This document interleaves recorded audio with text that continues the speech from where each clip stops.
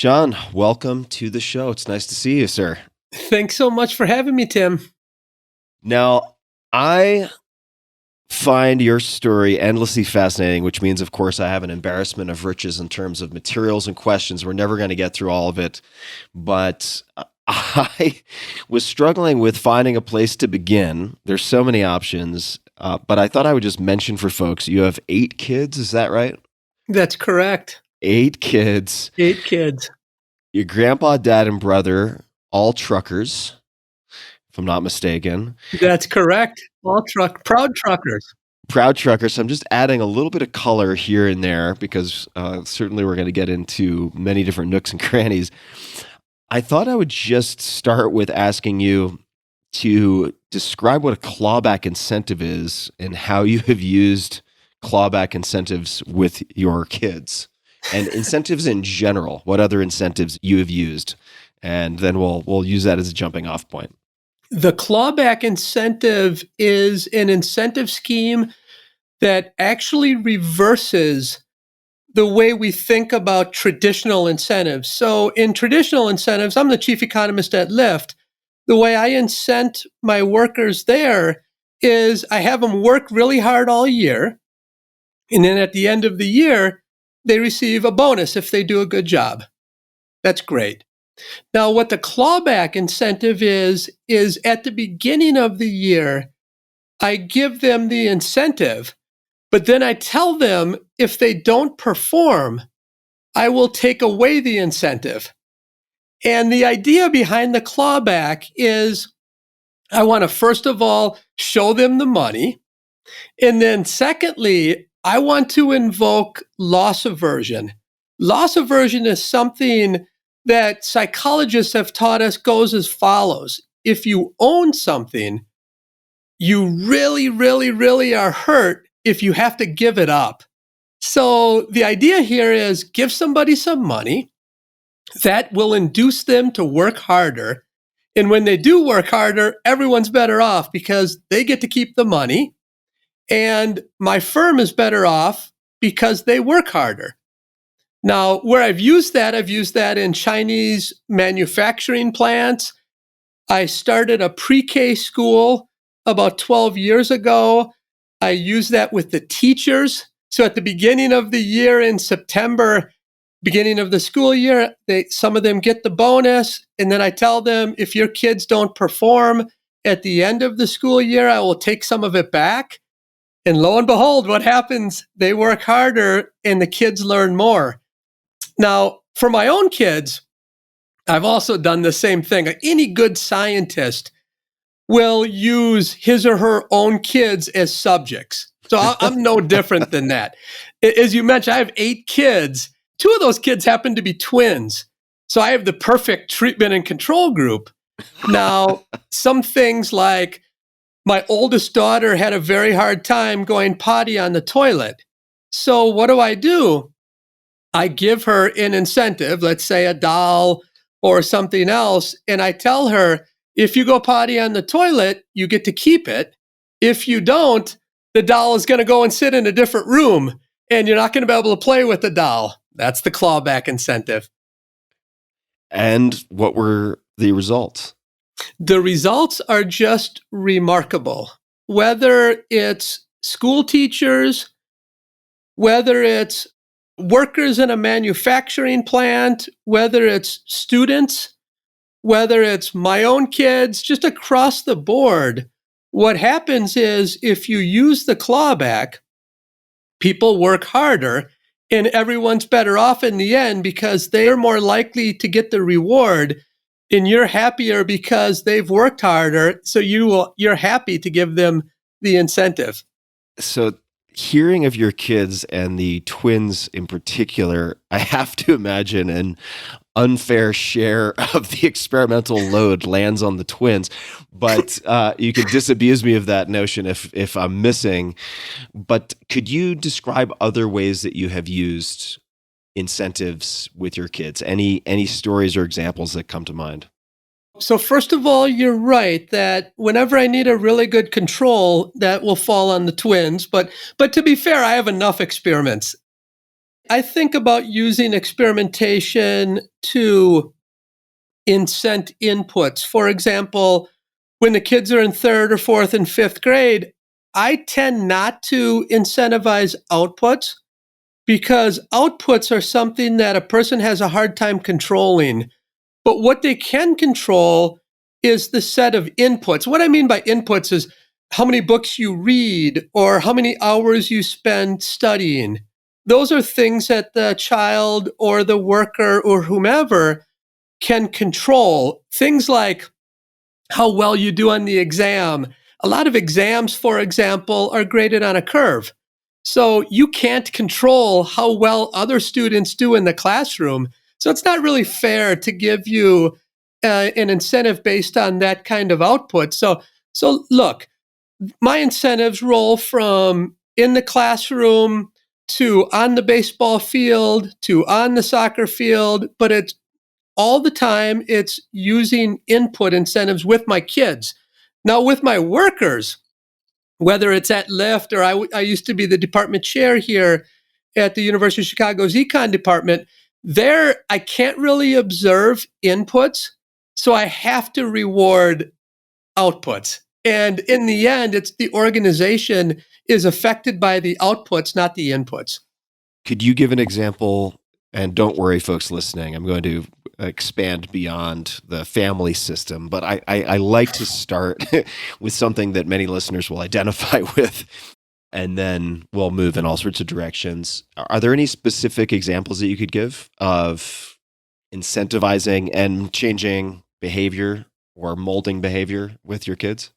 So let's think about studying. When I think about a clawback, at the beginning of the week, I will tell them if you work intensively for an hour each night, Monday night, Tuesday night, Wednesday night, Thursday night, Friday night, you can keep this incentive that I will give you on Monday morning.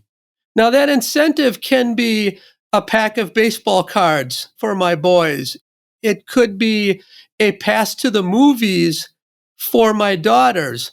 But the key is give them the incentive early in the week, and then they will perform all week. For example, an hour of studying math every night is something that happens all the time in my household. Then at the end of the week, they end up keeping the incentive because nearly every time they meet the goal. Mm. I have a question about the clawback incentive and harnessing the loss aversion. And part of why I was looking forward to chatting with you is that I think it's minimizing it to say sort of along the lines of, say, Freakonomics. And I know you've had a lot of involvement with Professor Levitt and have been featured regularly on the Freakonomics blog and elsewhere. There are many assumptions that we make or beliefs that we hold which turn out not to be terribly supported by data when you actually run experiments. And as an example, when I was doing prep for this conversation, I read about, and I might get the specifics slightly off, but your examination of matching donations with charitable organizations and asking them if matching works. The answer is, of course, yes. Do you have data to support it? No, not really. But looking at, say, 1-for-1 matching, you donate $1, we match $1, or 1-to-2, 1-to-3, and it turns out matching does work, but the ratio is less important than just the matching mechanism itself, right? It would seem. And we can certainly explore that more. And if I screw it up, please let me know. Mm-hmm. On the harnessing of loss aversion, as an employer myself, or as someone who's hoping to have kids soon, I'm not going to catch up with you unless I adopt a lot. But I imagine in my mind that workers will respond well when they are given a bonus at the end of their performance review period, whatever that is.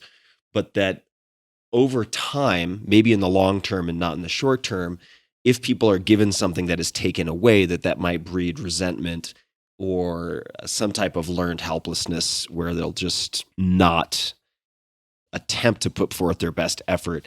Is that grounded in any of the data in any way, or are there any side effects? That's a great question. When you think about using behavioral nudges or you think about using behavioral incentives, one very important issue that you always need to recognize and keep in mind is, will it keep working over and over and over again? And then secondly, does it have any side effects? So in the case of the clawback, you could imagine that you run it one time and it works. And then when you try it a second and a third time, it depreciates. It really doesn't work that well. Or you could imagine that you hire a bunch of school teachers like I did down in Chicago Heights and give them the clawback. And within 3 months, they all quit because they hate it. It's just too stressful and it's too burdensome on them. Now, those are two very important considerations for any incentive that we talk about. What we found so far is, in terms of the depreciation, it does depreciate a little bit like most behavioral nudges, but not a ton. So on that side, you don't have to keep creating a new mousetrap. That the real mousetrap in the first one, the clawback, works reasonably well, and it has over time for a long time.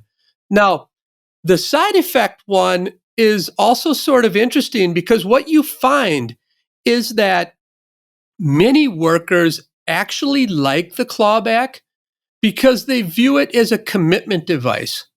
And what I mean by that is, most things in life, you have to exert effort today and you receive benefits in the future. So think about climate change. Think about your own health. You don't really want to go to the doctor. You don't really want to go to the dentist because it's a cost now, and the benefits are in the future. Think about why people drop out of school. As a 16-year-old, there's a lot of costs now, and the benefits aren't for a long time. As humans, we do a really bad job at those types of issues. And that's why we have problems like climate change, and you don't take care of your health, and too many people drop out. What's nice about the clawback is it takes that problem and turns it around, because it takes the benefits from the end and brings them to the beginning. So you get the good stuff right away. And that serves as a commitment device for many people. So some people in our experiments will actually pay real money to have the clawback, to get to use the clawback. In the end, there are some, of course, that hate it. But there are enough that love it that on that dimension, it actually turns out to be a doubly good incentive, because you not only are better as the owner, but the workers like it more too. Question about the Chinese manufacturing, speaking to the durability of the incentive. Yeah. And again, I'm getting probably the specifics off, and you can correct me, but it seemed that it worked on the order of something like 6 months, not on the order of weeks, at least in the example that I read. And maybe that was just the sampling interval, so maybe it lasted for years for all I know. But my question is, what was the reward period? Does that make sense? Makes perfect sense.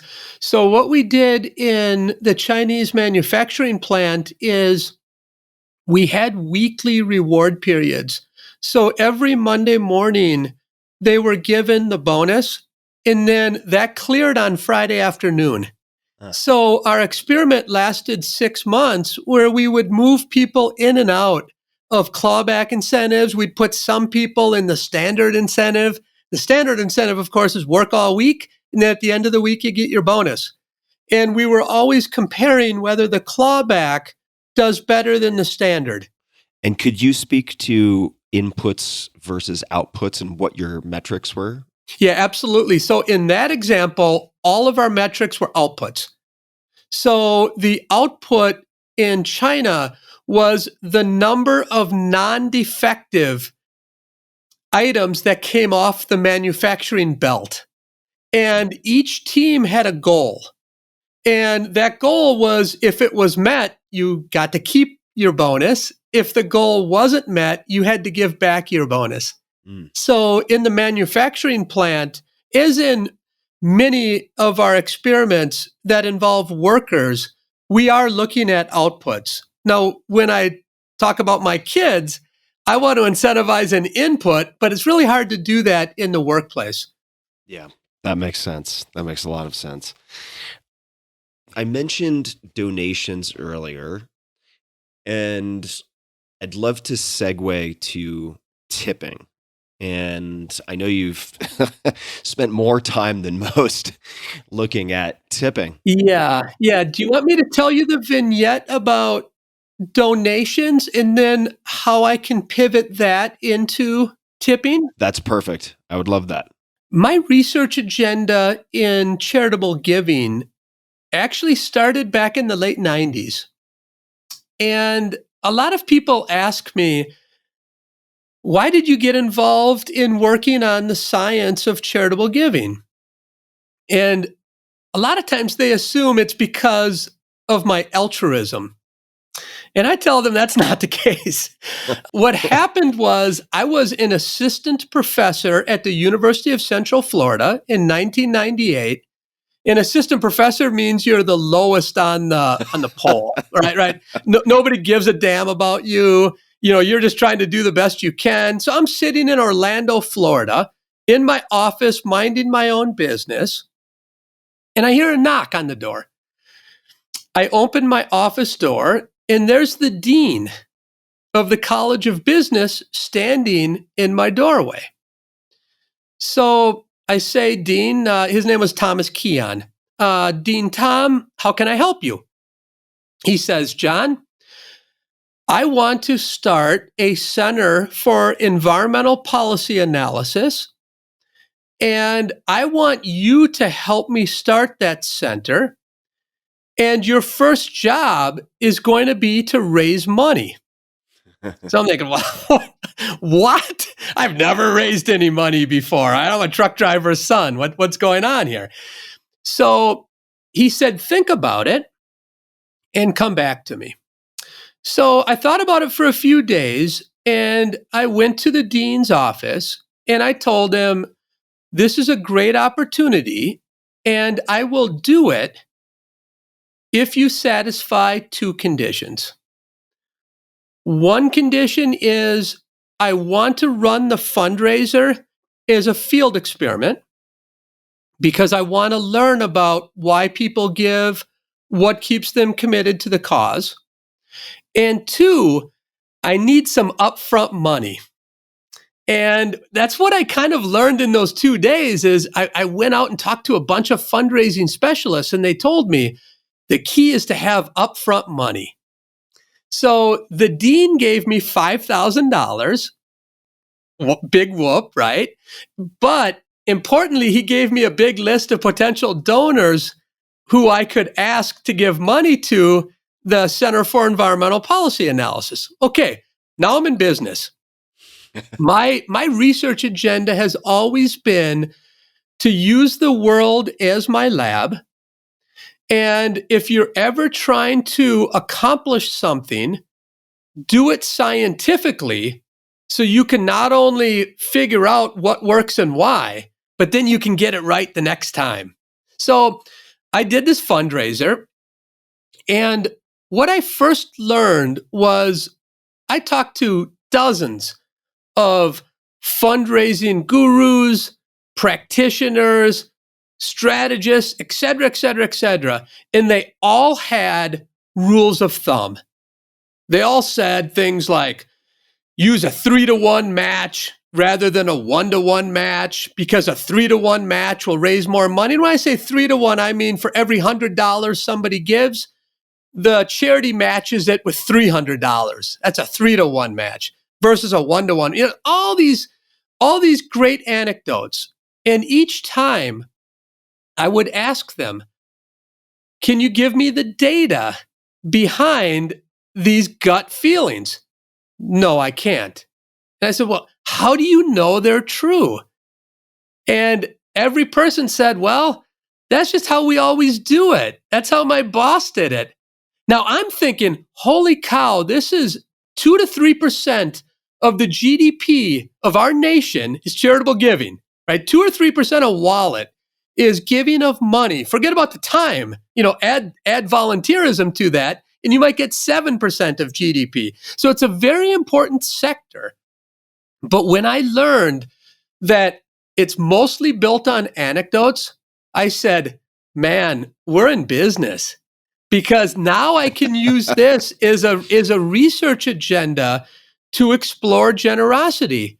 And I can help charities use science to raise more money. So I've been at that for now close to 25 years, partnering with charities, helping them raise more money, helping them leverage science. And you end up learning some really interesting facts about people.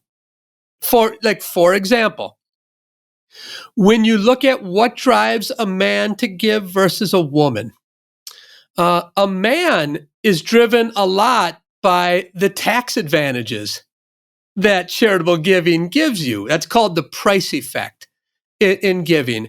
Whereas women are driven more by altruism and social pressure.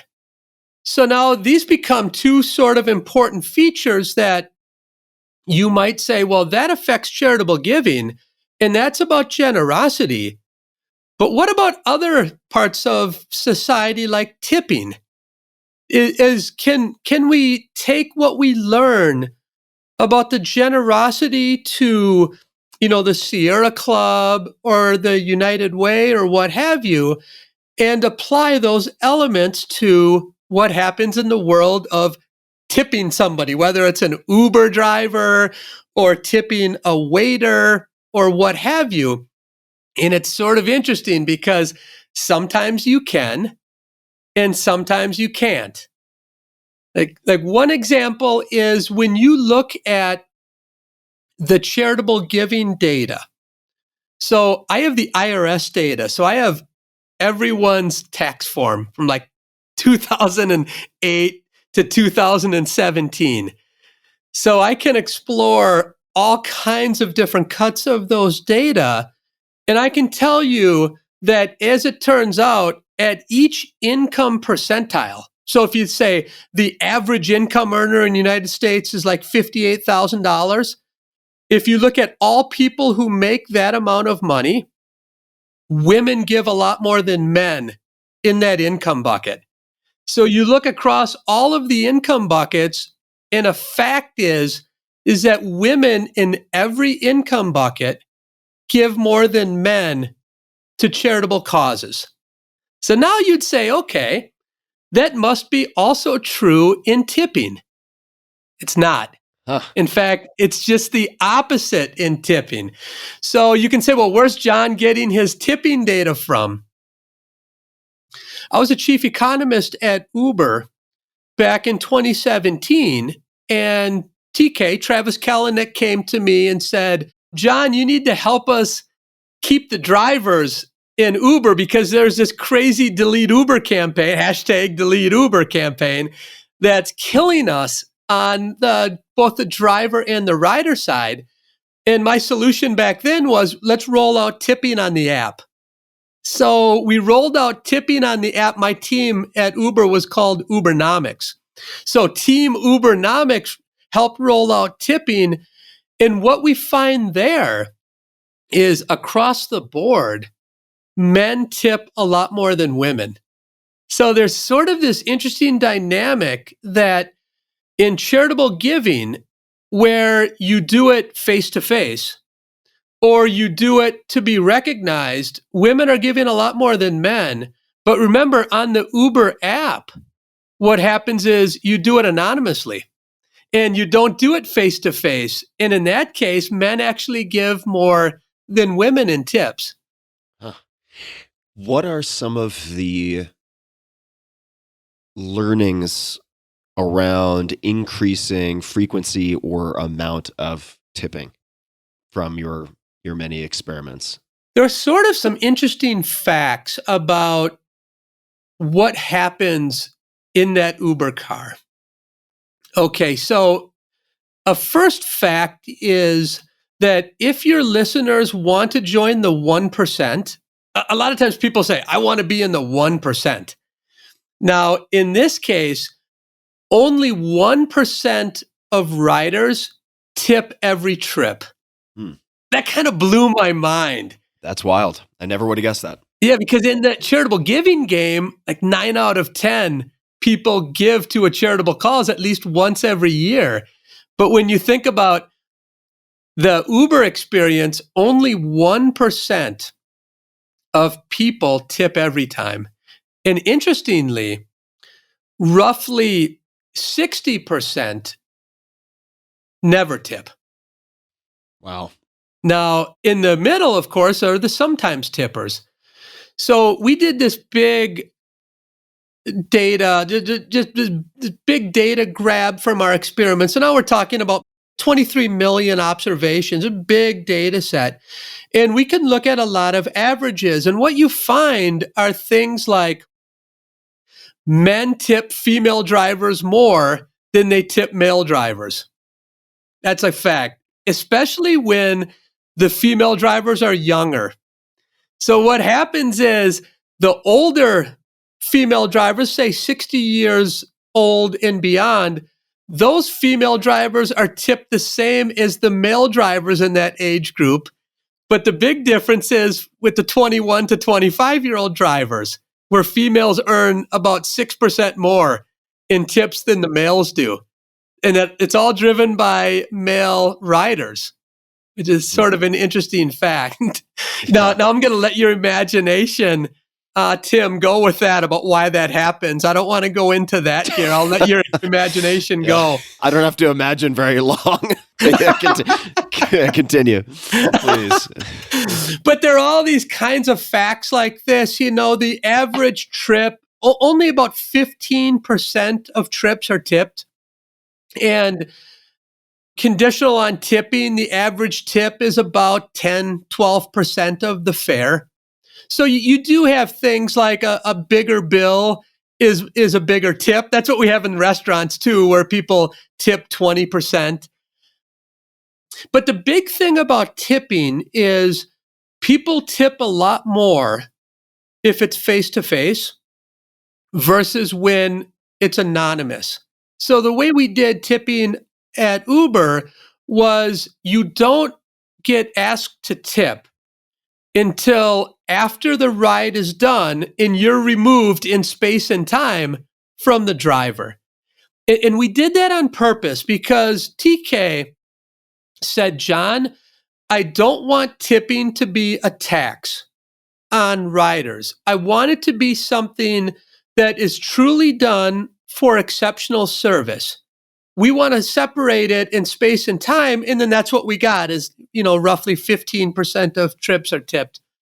Now, if I think to my restaurant experience, so I grew up working in restaurants, and the checks have changed over time. If we're talking about computer-generated bills/checks, and one of the changes, I don't know when this started, and I don't know if it's supported by data. I would hope so.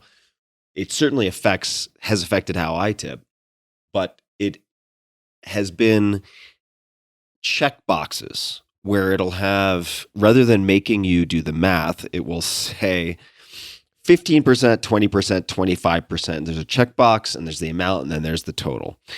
And that raises the question for me of what types of user interface or flow experiments worked well if you're able to speak to it. And I think you are, because I remember reading about you getting a call from Jeff Bezos and one of your conditions for possibly engaging with Amazon being the ability to publish your findings. That's right.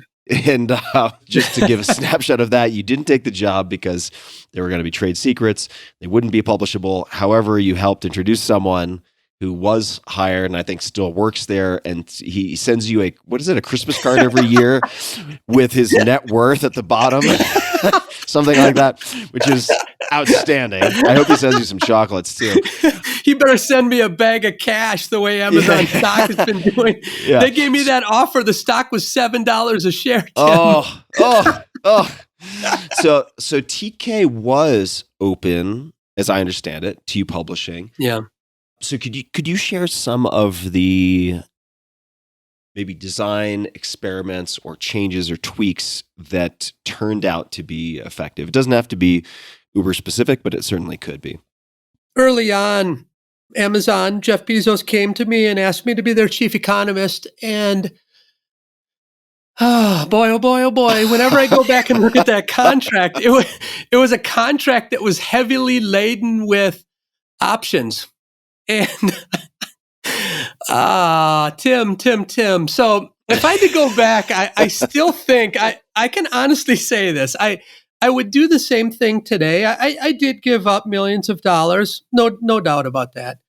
But in the end, I'm a scientist. And I've always thought that my calling was that to use the world as your lab is a great opportunity to make the world a better place. And I really felt I could help Amazon. I really did. But in the end, they just couldn't get over the hurdle of I needed to publish in academic journals as a scientist because I not only wanted to solve Amazon.com's problems, I want to solve the world's problems. And I certainly get it that their basic premise was, look, we want you to come in and help us make a ton of money. And at the time, he was talking about something called the cloud, which I didn't even know what that was. In fact, he goes, John, the two next big things are going to be the cloud and the economics team. And you're going to be the guy who hires all the economists. And then he says, let me tell you about this cloud thing. I was like, he goes, you're going to help me price the cloud. Like, I don't even know what that is. And I just pretended I did. But I, like, honestly didn't know anything about it. Okay, so TK calls, Uber calls. And Uber says, we understand what happened at Amazon.com because of Jeff Holden. Jeff Holden was at Amazon.com back then, and then he ended up leaving for Groupon. He was at Groupon for a while, and then he went to Uber. And when TK wanted a chief economist, he ended up talking to his exec team. Jeff Holden's one of them. And Jeff said, there's this guy who we really liked at Amazon, and he wouldn't come because of this restriction or constraint that he said he's an academic and he wants to publish some of the work. And TK said, well, if he's good, let's bring him in and he can publish some of his work. And to his credit, TK stayed true to that promise. So not only around tipping, we have 2 academic papers about the economics of tipping. Questions like, how should you do the presets? At the bottom of your app, you say you have $0, $1, or $2. Or should it be 1, 2, and 4? Or should it be 0%, 5%, 20%? We have all those configurations. And kind of the bottom line is you want that. You want there to be a choice. You don't want to have people fill in the number. You want there to be a box that you can check. But make sure the boxes aren't too high, because if they're too high, you're going to get a 0. Too high in dollar amount. Too high of like $50, 100, 150. Yeah. Or 25%, 45%, 70%. A lot of times people will say, those are out of my range, so I'm going to do 0. So you don't want to do too high. You don't want to do too low, because then you might be leaving money on the table for the driver. So it becomes an art. And it's an art that you can only figure out with field experiments. And a lot of those, 5%, 10%, 20%, those are individual specific. So that doesn't fit with just everyone. Sometimes the low, it means high for somebody else, or a really high set of presets is low for somebody else. So just like the price and the various other pieces of the algorithm, an optimal tipping scheme will take account of the consumer's traits and how they've tipped in the past. Okay, so another line of research that we worked on at Uber was what I call the economics of apologies. And as you know, it was pretty rocky at Uber when I was there. In fact, I think there's a new show coming out, right? Called like Super Pumped or something. Yep. So not only was I one of the earliest advisors to Uber starting in 2009, 2010. So I was along for that ride and watching things very, very closely, pun intended. But I actually also am friends with I believe I don't know if he'd be considered the creator, but he's certainly producing and writing Brian Koppelman and David Levine, super pumped, or adapting it for screen. I'm not involved with that at all, but he's a good guy. So yes, based on the book. So there's never a dull moment in ride sharing. Yeah, can you tell them that when the thing comes out that I want Matt Damon to play the chief economist? Is that too much to ask, Tim? Well, you know what? They have worked with Matt Damon before, so I will put in the request. All right. So let me tell you the story quickly about apologies. Is that okay, Tim? Do you want to hear that? Yes, please. This is kind of a perfect example of, I think, the leadership of Uber and how they were open to science. So I'm scheduled to give a keynote talk at our big annual meetings. They're called the American Economic Association meetings. So these are annual meetings that take place every January. Okay, great. So I'm on the schedule to give a keynote talk alongside a guy who ends up winning the Nobel Prize in Development Economics named Angus Deaton. He's there to criticize field experiments, and I'm there to be the supporter of field experiments. So I get picked up at my house here in Hyde Park, Chicago, because the meetings are downtown Chicago. Just happened to get lucky that year. The meetings rotate to a different big city every year. Okay, so the Uber car picks me up, and as usual, I'm still working on my slides. But I look at my watch, and it's noon, roughly noon, and I'm supposed to be on stage at 12:30. So the driver starts taking me down there, and we get about 3/4 of the way down. I look up, look at my watch, and I'm like, this is perfect. And I have to just finish this last slide. I'm going to walk in. These slides are going to be great. Next time I look up, I'm in the front of my house back in Hyde Park. Oh, no. Oh, no. And I'm like, no, what the blank is going on here? And the driver said, well, the app blinked. And Professor, you were so busy working, I didn't want to disturb you. I thought that you changed the destination because you forgot something at home. I said, no, take me back down to the conference. So I get there, I run in, everything turns out fine. But that evening, when I got home, I ended up walking out to our garage that's separated from my home. And my wife always knows when I go out to the garage, it means somebody's going to have hell to be paid. So I call TK and I say, hey, TK, let me tell you about what I think of your blankety blank app. And guess what, TK? I will never take an Uber again. I am just going to simply take a Lyft. I said, TK, you can call your chief economist a Lyft loyalist. Oh, wow. He must have loved that. Yeah. So I said, you know what, TK? The worst part about the story is that I never received an apology. And he says, well, John, we haven't gotten to that yet. And I said, we have now. So what my team did is we explored in big data sets, how much business does Uber lose from bad trips? Now here you don't want to do an experiment because I don't want to just give people bad trips on purpose. What I have to do is I need to find, for example, Tim, and then I need to find Tim's statistical twin in the data, and I need to find when Tim gets a bad trip, but at the exact same time and over the same route, when his statistical twin gets a good trip. And then I can look at in the future, say for the next 90 days, does Tim who got a bad trip spend less money than Tim's statistical twin. What happens is you do. In fact, millions and millions and millions of lost revenue happened because of bad trips.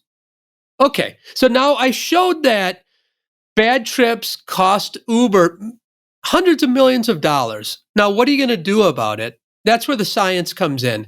So we ended up developing a scheme where we did various apologies within an hour of when a person had a bad trip. It's like one apology could be simply a basic apology in an email. Tim, we're sorry about your bad trip. We know we should be doing better. Please accept our apology. That's one treatment. But another treatment is the exact same apology with a $5 coupon that please take this $5 coupon for your next trip. What we find is we can undo a lot of the bad stuff of the bad trips, but nearly every time you need that cash coupon. Words just don't matter, but a little bit of cash with the apology ends up undoing about a third of the bad stuff. So now we're talking tens of millions of dollars. And true to his word, TK could have said, look, that's a great trade secret. We don't want anyone else, including Lyft, to know about that. But TK let us write that up as a scientific paper. And now it's in an academic journal and we can all learn from it about the economics of apologies. I have to give TK credit because you think about and you obviously, but as the fierce competitor he is, it's all the more impressive to me that he would allow that. And you think of the potential ripple effects of that, not just within ride sharing, but outside of ride sharing. I mean, it hopefully translates to a better customer experience in different sectors, right? Absolutely. That's part of the potential consequence of being able to publish. You're right. And I think that TK really got, and Logan Green does too, and John Zimmer now at Lyft, we have great papers coming out of there too, but they totally get that we're not only here to change the face of transportation, but we also have another gem called big data and a lot of information that we can use and we can leverage to help some of societal's problems be attenuated. And that's the great thing, I think, about firms and corporations and organizations today when they're willing to do that, even though it's not in their financial best interest to do so. It's an incredible opportunity. I remember way back in the day, they ended up, I think, cutting this short, but when there existed the God view and the ability to look at all this data, and you could really learn a lot about human nature, and they would publish on the Uber blog and elsewhere all sorts of correlations that were endlessly fascinating. But it's really, when you have a big enough data set and you're dealing with individuals and you're able to identify not only their behaviors, but how their behaviors change with different incentives and UIs and so on. I mean, you're really just looking at this gigantic petri dish called humanity and human nature, right? At the end of the day. Absolutely. Absolutely. You're spot on. And let me ask you if I can find this quickly enough, looking through my many notes here. What you have learned about, if that's the right way to phrase it, human nature. And I want to bring up car dealerships. So I believe, and please correct me if I'm getting this wrong, but the behavioralist meets the market, measuring social preferences and reputation effects in actual transactions. This is in the Journal of Political Economy, 2006. But the quote that I really liked, and this tells you I'm kind of a Hobbesian at heart, I guess. Quote, very few people will not screw each other, List says. There are very few nice people out there. Could you just elaborate on that and kind of flesh out how that came about? So the paper you bring up is actually near and dear to my heart because, one reason why I got involved in economics to start was, back in the day in the late 80s, I was a baseball card dealer. So what that meant was I went to these large conventions to buy, sell, and trade things like Hank Aaron, Barry Bonds, or Ken Griffey Jr., whatever, baseball cards. And what I noticed was everything that was happening in that convention was not always in accord with economic theory.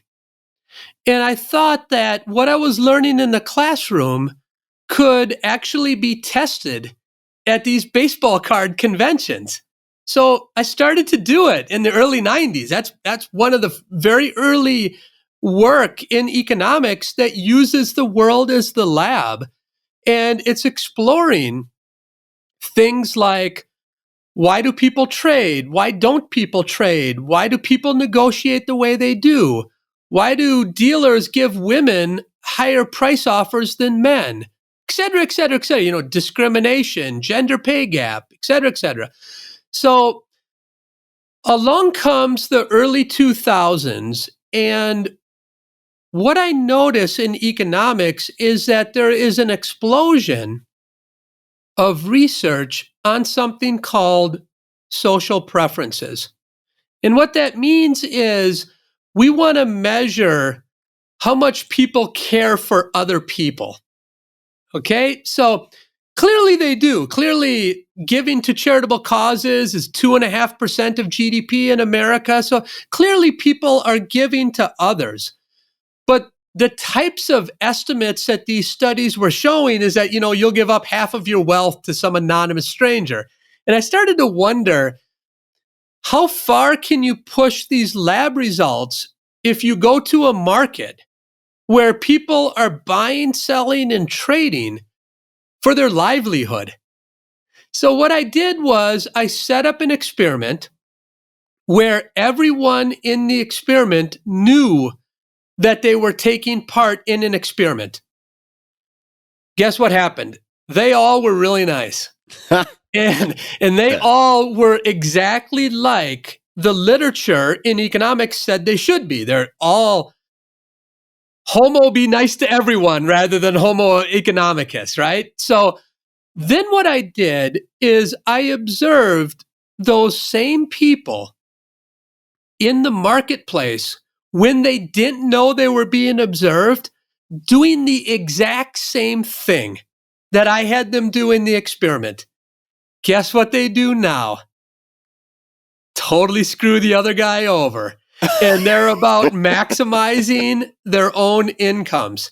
So what happened to all this generosity and all of this social preference? I'm being nice to other people. The market and the competition and the anonymity that I'm doing this, and if nobody can detect me, I'm going to actually do it. So then I added a twist to that paper.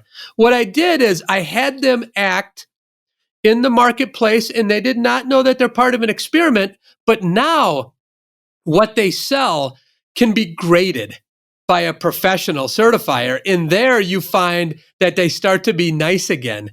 So what's happening is that they care about their reputations. And whenever you can check them on their reputation, they're nice. Why? Because they care about the long run and they want repeat business.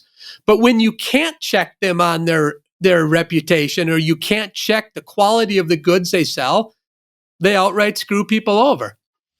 This is makes me think about one of my sensitive spots with respect to Uber and ride sharing in general, which was how, and I'm not sure of the right kind of bias label to apply to this, but you would see in the news, Uber driver this, Uber driver that, all this assorted bad behavior, which statistically was a very, very small percentage. But the implication was that somehow, in the early days especially, that ride sharing was more dangerous or lower quality than taxi rides. But the fact of the matter was there was no data capture with taxi rides. There was no accountability, no rating, no nothing. And the costs and the events, the adverse events were largely invisible, right? So it's That's right. just a very unfair comparison. Mm-hmm. Well, let's hop from car dealerships going to a place that is much more meta, because I admire your ability and anyone's ability to test assumptions, even if they lead you to some very unexpected, surprising, or even uncomfortable conclusions. And I have, as you can see, and people who are on video, I've just piles and piles of paper in front of me. You are a scholar. Well, I pretend I play one on the internet, and let me read a line from you, and I would love for you to explain what it means. Here we go. Just a few sentences. A first step to rise up my critical thinking hierarchy is to practice theory of mind. People have a really hard time doing this, but once you do, you avoid all kinds of silly mistakes at home, in the workplace, and on the streets. So there are kind of two terms that I would love for you to define, and then you can expand it in any way that makes sense. Critical thinking hierarchy, and then theory of mind, practicing theory of mind. Critical thinking is a bit like creativity, right? You know it when you see it. It's very hard to define what critical thinking means. Now, in my work, I've written a recent academic paper on critical thinking. I view it sort of in two camps. One camp is how you use data and how you gather data to make logical decisions. A lot of times people make fundamental errors when generating data. For example, if I really think Uber is a great idea early on, every data point that I get back that says it's a bad idea, I put on the sidelines. Right. And every data point that comes to me that it's a great idea, I say that data is right. That's called confirmation bias. And it's one of the most important impediments to figuring out if your idea is good or not. Okay, so we have biases in how we generate, accumulate, and interpret data. That's one kind of critical thinking. The other kind of critical thinking is more abstract. And this is where theory of mind comes in. So theory of mind means how well do you put yourself in the shoes of another person? So there's a theory in economics called game theory. And game theory was started by a really old mathematician who's now unfortunately dead named John Nash. John Nash, yeah. John Nash. That's the name of my dog, too. The bar scene in A Beautiful Mind. Exactly. One of my favorite movies, Beautiful Mind, even though the bar scene got it wrong. Oh, really? Yeah, they messed up the Nash equilibrium. The reason why is because at least one of them should have gone for the blonde. So in equilibrium is, given everyone else's choices, would I change my choice? And if you won't change your choice, that's an equilibrium. If you would change your choice, then that's not an equilibrium. Remember what happened in the bar scene? They all went for the brunettes, even though they all wanted the blonde. So that was like a definition of not an equilibrium. But anyway, we'll cut Ron Howard a break. Don't let facts get in the way of a good story now. Exactly. How could you write that bar scene at the Palmer House? Okay, so now theory of mind ends up being super important for the abstract part of critical thinking, because your next move needs to be in part determined by how you think that person will react. And if you can put yourself in the shoes, whether it's, do I lower my price on Uber and how would Lyft respond? Or should I spend more money in ads? If I'm United Airlines, how will Southwest respond? Et cetera, et cetera, et cetera. All of these kinds of examples. Now, theory of mind is, how well do you put yourself in the shoes of another person and figure out then what your optimal action should be? Now you see, Tim, when you start having kids, you're going to have to use theory of mind to say, okay, how am I going to get my kid to pay attention on the soccer field? Or how am I going to get my kid to pay attention in second grade math if they're really not interested at all because they're doing math at a 7th grade level. And that's, you need to put yourself in the shoes of whether it's your student, your worker, your collaborator, your adversary, whomever. And you need to then backward induct and act in an optimal way. That's theory of mind. I have, not surprisingly, many questions about this. So the next question that leaps to mind for me is like, assuming that theory of mind is, or understanding and practicing theory of mind is a valuable skill with tangible benefits.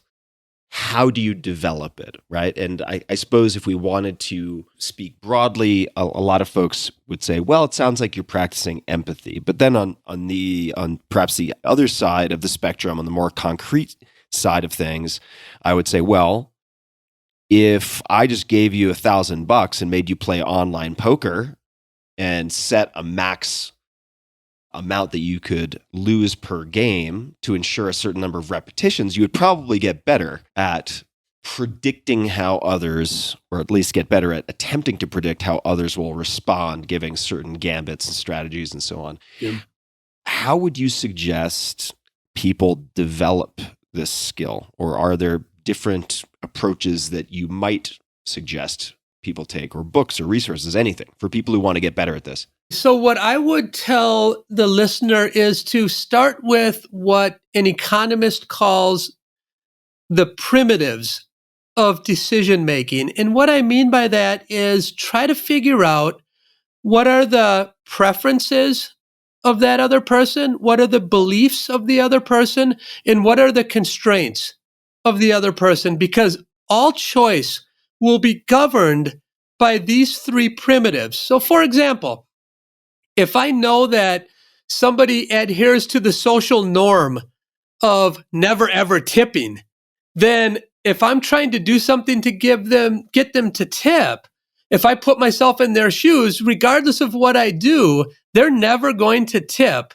So I should not spend a lot of money trying to convince them or induce them to tip, because what is governing their tipping behavior is the strong social norm that they will never tip.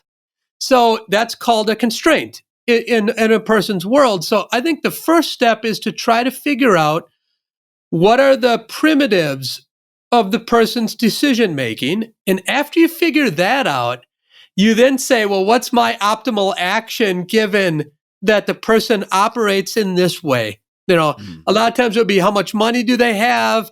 Do they have the mental capacity to actually solve the problem that I'm giving them? When I play poker, I think poker is a hard game because it's really hard to randomize. So if you're playing against really good players, you need to first of all decide what is the fraction of times that you're going to randomize. And then you need to do it. When I say randomize, I mean, what fraction of hands are you going to bluff? And then if you say it's, let's say, 10% of the time, you then need to figure out which 10% of the time. Now, humans are terrible at that. Humans are terrible at doing something in a random way. So what I do when I play poker, I use the seconds hand in a clock to say, well, if I'm going to bluff, say 10% of the time, then I look at the second hand and say, if it's at a certain point in the clock, I'll bluff. And if it's not, I won't. And then that helps me because it's an exogenous machine that is not susceptible to my own biases. Because when you ask somebody to, for example, create a random sequence of coin flips, you can ask a really smart person to say, create 10 coin flips in a row. And what they'll do is they'll say, heads, heads, tails, tails, heads. What they'll have nearly exactly 5 heads and 5 tails over the 10, and they won't have enough runs. Because sometimes you have tail, tail, tail, tail. But when a human mind creates it, they don't do enough runs and they do too close to 50-50. That's just how we're built. So you need an exogenous force to help you with things like that in poker or anything else. Do you play poker often? Have you played for a long time? During the Rage, I played, and I ended Wait, up did you say getting the in. rage? Yeah, the Rage to Was me that was your sort of rage or 15 just a years. The explosion. yeah, the World Series of Poker on Yeah, television and all World that? Series was starting. Phil Hellmuth was on, Ivy, these guys. And I ended up flying to Australia to give a keynote in a place called Alice Springs. It's way out in the boondocks of Australia. I don't know if you've ever been there, but I've never been to Alice Springs. I've been to Australia. Don't recognize Alice Springs. yeah. So I'm out there, and there's a casino there, and it so happens that the conference is at the casino. So as the keynote speaker on, I think it was a Friday night, they were going to take me out to dinner, wine and dine me. That's typically what you do with the keynote speaker.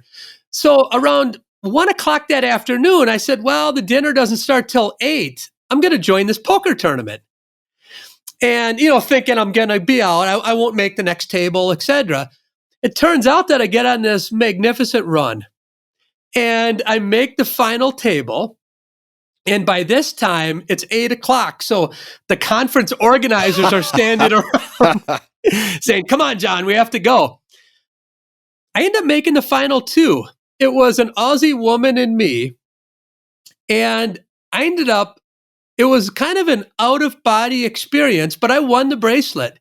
Wow. And it wasn't that I was very good, but I did a little theory of mind. I'm sure I got lucky a few times on the flop.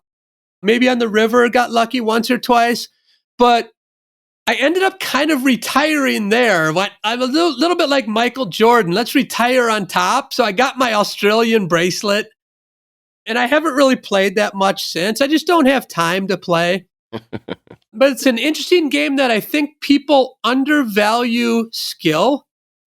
Because I think poker is a lot more skill. Obviously, there's a ton of luck. I get that, but there's a lot more skill than people realize. It's really a great game, especially if you have a long time series Yeah. of tournaments. The best end up winning, and I certainly wasn't the best. So I kind of retired after that bracelet. I am fascinated by poker, and I've actually interviewed Phil on the podcast. He's hilarious. I bet he's hilarious. Very smart, very aggressive guy. And I recall also really enjoying, I recognize this as blackjack, and specifically, I think it was single deck or maybe 2-deck blackjack in Bringing Down the House, which was later made into 21. Let's hop to scaling. So the new book is The Voltage Effect, How to Make Good Ideas Great and Great Ideas Scale.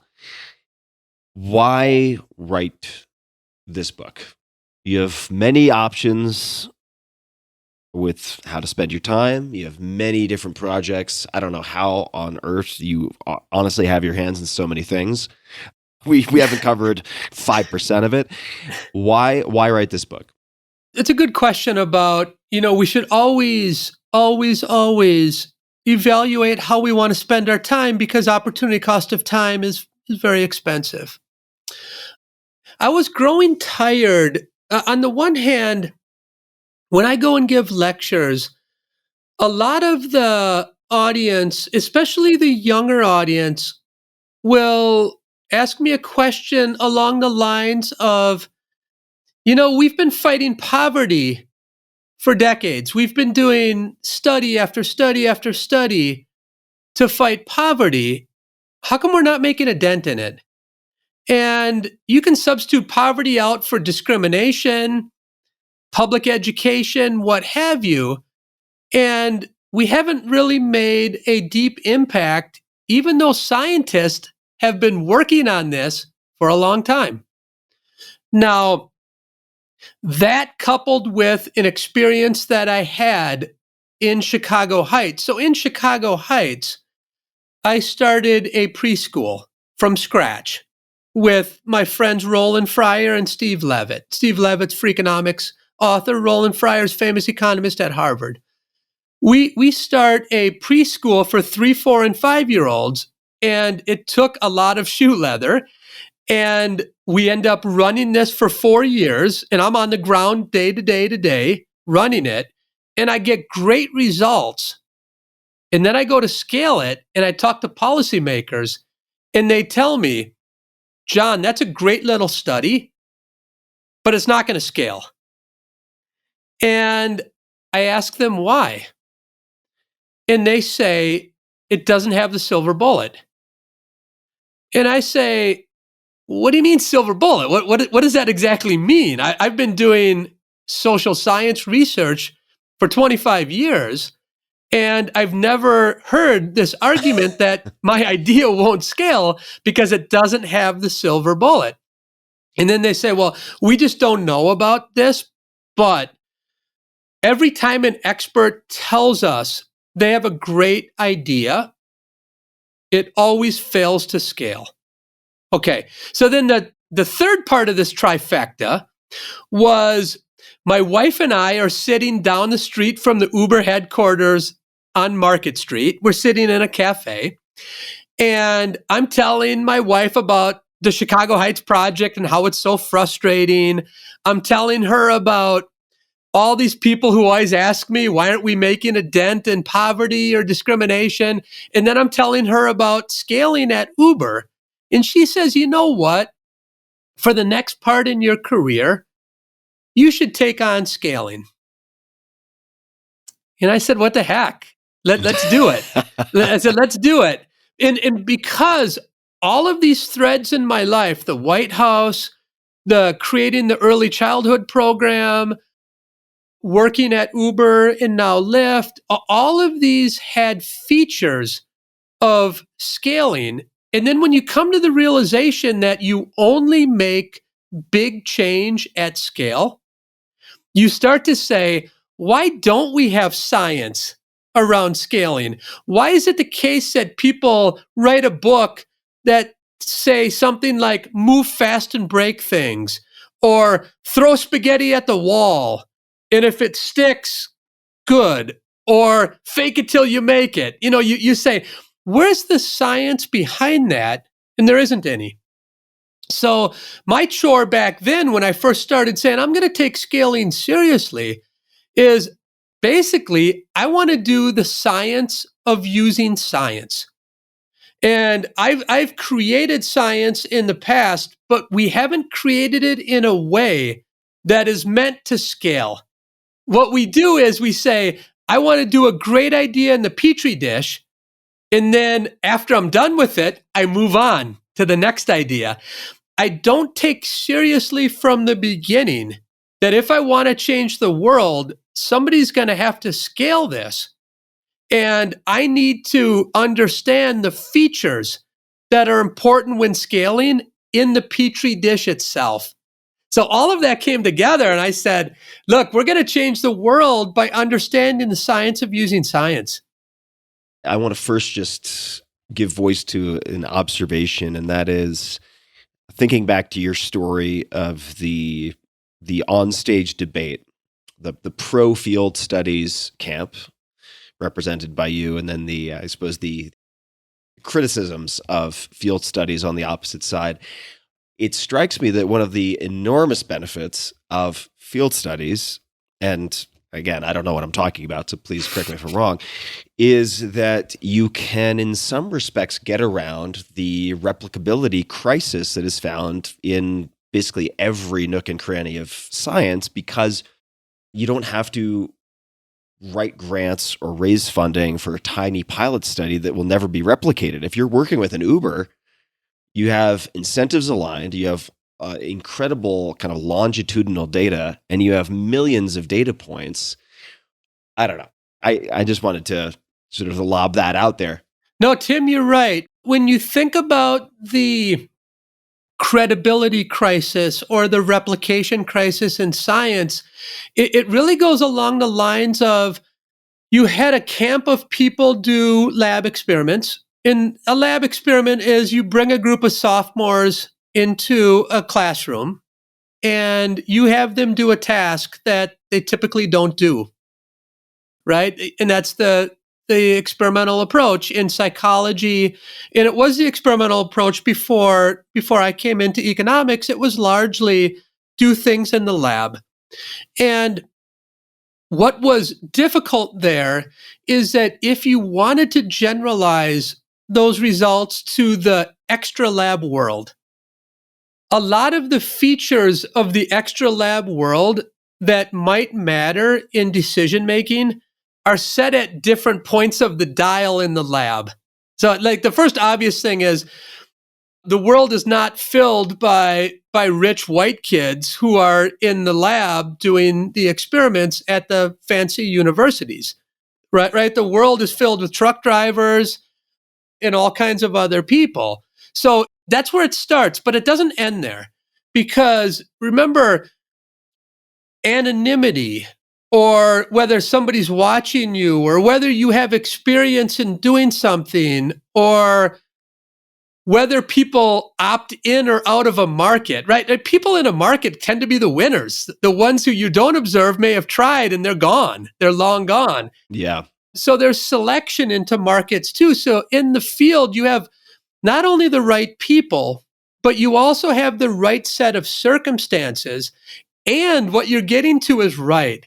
That when you can partner with a government, I work a lot with governments, I work a lot with firms, but when you can get big data quickly at scale, you can, in a very fast way, find out, did that result in Seattle on green cars? A bunch of people in Seattle love green cars if you're a Lyft consumer, but they really don't like it that much in Akron, right? So you can quickly find these things out, and then you scale where you should scale, and you try something new where you shouldn't be scaling.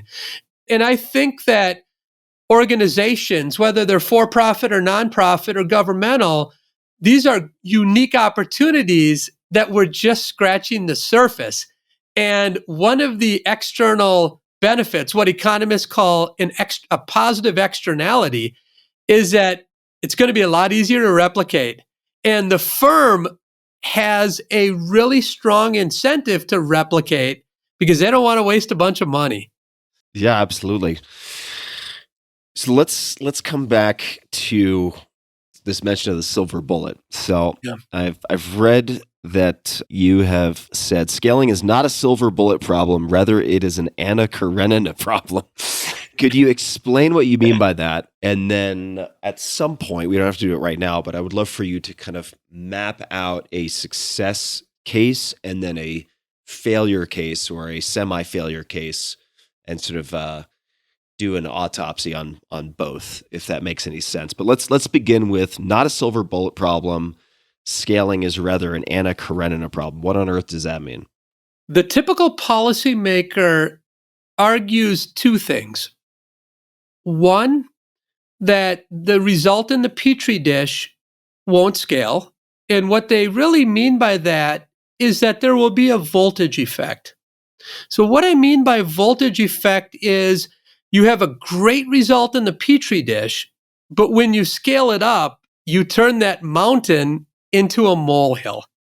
Okay, so great result in the original research, scale it up, you get nothing. That's the voltage effect.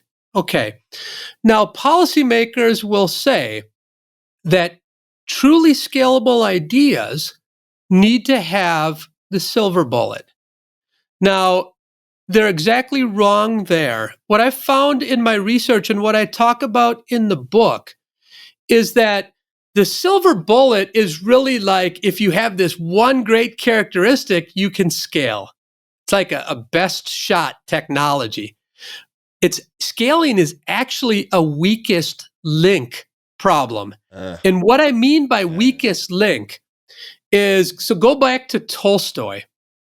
Tolstoy starts Anna Karenina by which one of the best first lines ever in a novel.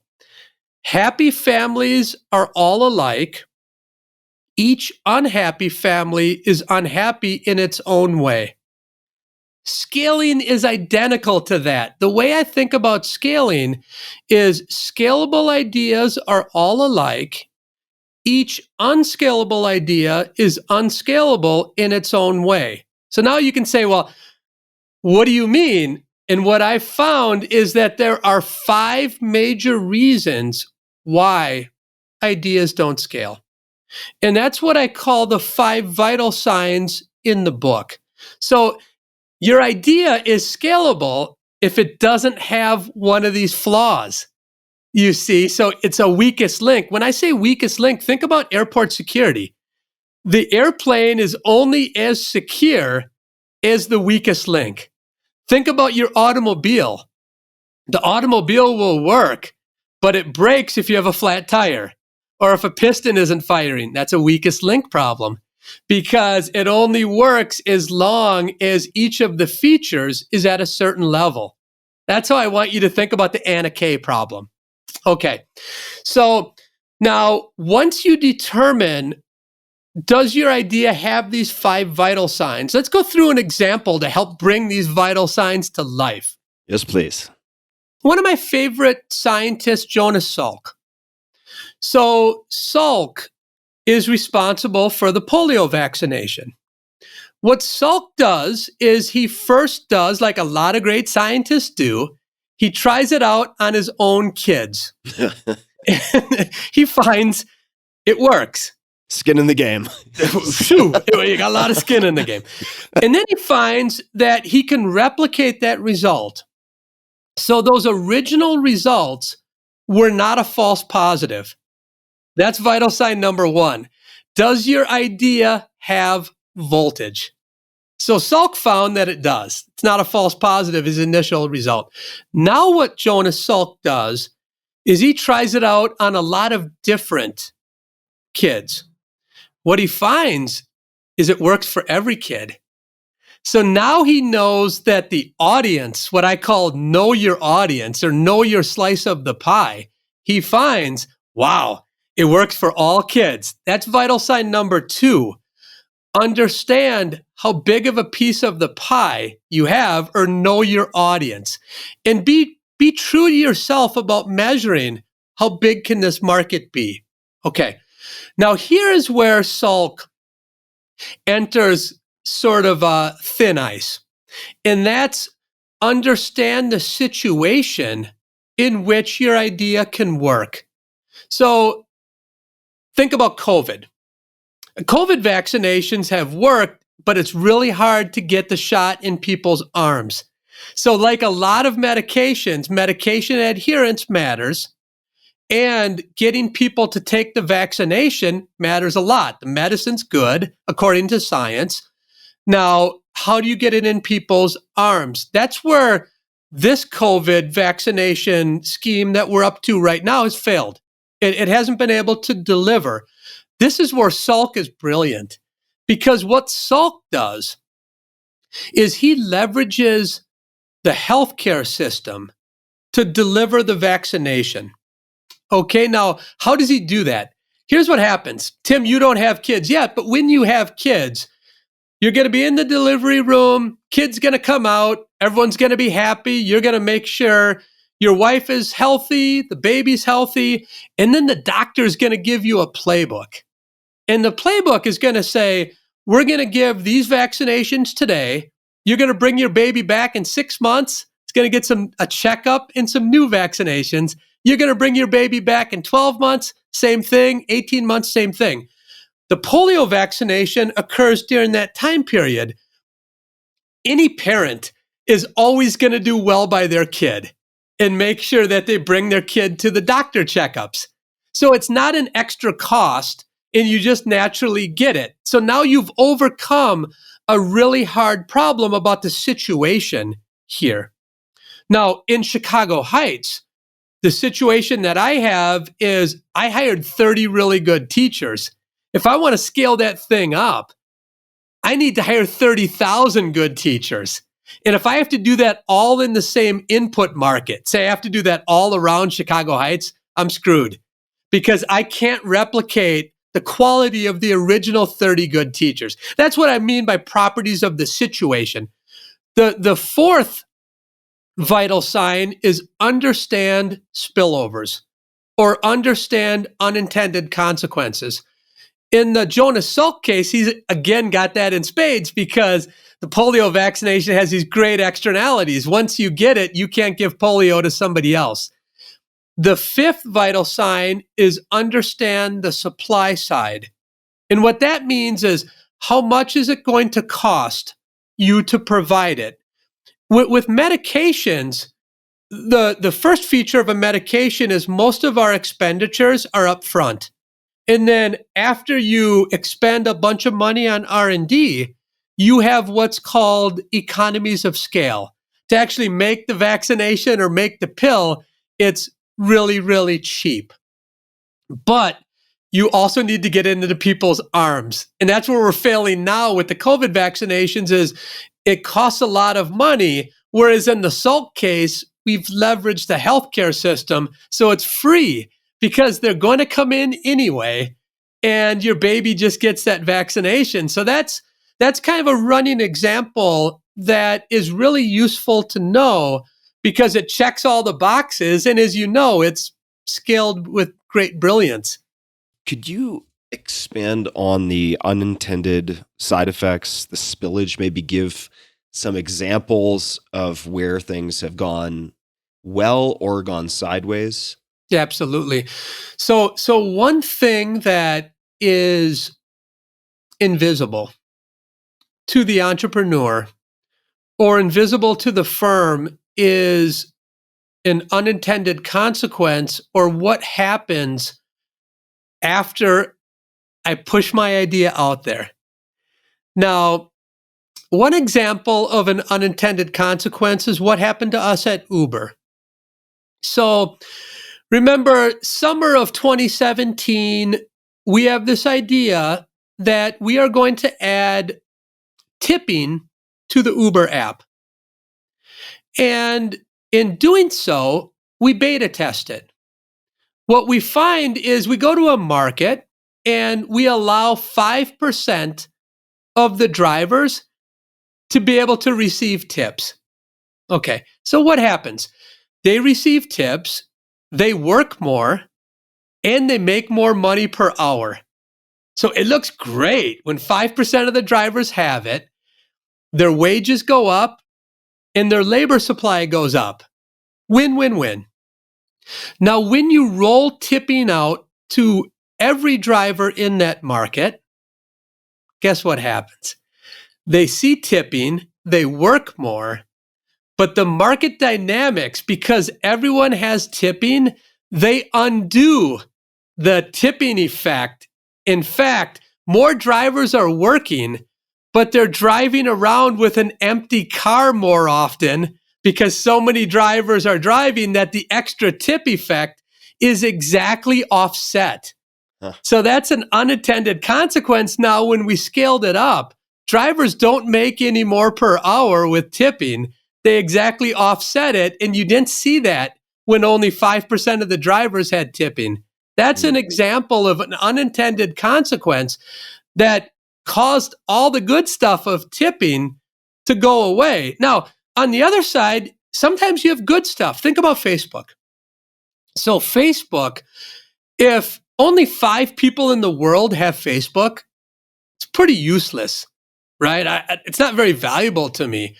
But if every one of my friends and every one of their friends and every one of my family members is on Facebook, there's something called network externalities that as more and more people get it, Facebook becomes even more valuable.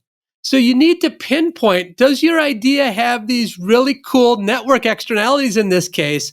Or at scale, the good stuff becomes even better. These are things that I'm asking people to measure and take account of. Makes me think of Andy Grove at Intel, and I think he used to refer to it as paired incentives. But for any incentive, and I'm sure I'm getting the details wrong here, but he would ask, like, what is the unintended side effect? Yeah. Like, what is the sort of perverse behavior that you are, and I mean perverse as in undesirable, behavior that you are also incentivizing that is not explicit, right? Yeah, 100%. And you should measure both. Let me make this just purely self-indulgent for a second. So let me lay out a challenge, and you're the perfect person to ask. So I have seen this and heard of this across ride-sharing apps. So I don't think it's unique to any one. But I've certainly run into this. If drivers are penalized for canceling trips, but when they accept a trip, they realize, oh, wait, that's a really short ride. I want an airport ride or something like that.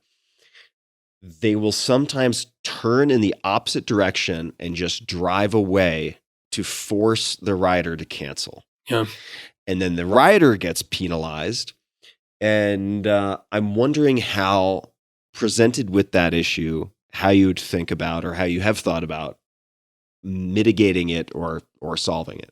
When we did a deep dive into Uber wages across men and women, what we found is something really surprising. We found that men earned about 7% more per hour than women as an Uber driver.